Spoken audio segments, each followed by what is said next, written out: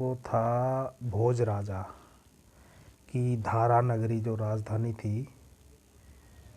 तो उसमें मतलब कोई आया बाहर से विद्वान व्यक्ति, क्योंकि सभी विद्वान रहते थे। तो मैं ये पूछता हूँ कि जो जुलाहा जाति है, जुलाहा, वो दलितों में आती है ना आपके अनुसार? तो आपका ये कहना कि दलितों को तो अधिकार दिया ही नहीं गया पढ़ाई का, मैं इस बात से सहमत कतई नहीं। क्योंकि वर्ण व्यवस्था उस ज़माने में रही थी, जातियाँ थी, सभी तपोवन में पढ़ते थे। हाँ, फैकल्टीज़ अलग अलग थी सबकी, और वो वर्णों के आधार पर वो चयन करते थे।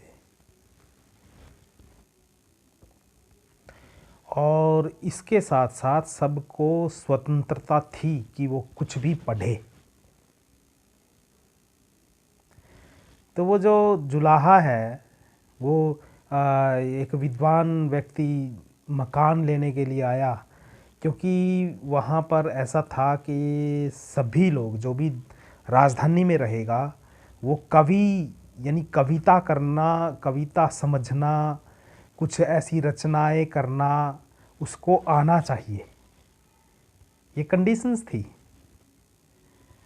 तो बहुत अच्छा विद्वान संस्कृत का वो आया और उसने इधर उधर घूमा, मकान मिला नहीं तो राज दरबार में पहुंचा।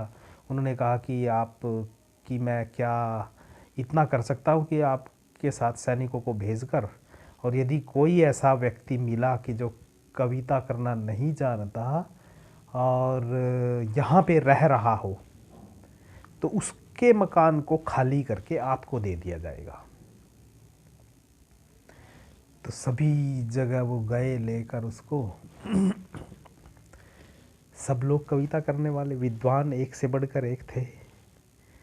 तो एक व्यक्ति जो बुन रहा था कुछ कपड़े, दरी या कुछ भी, चादर, तो वो उसके पास गए और उन्होंने उसका परिचय, उसके बारे में पूछा कि आप कविता करना जानते हो कि नहीं, आप कौन है, कितनी विद्वत्ता है आपके अंदर।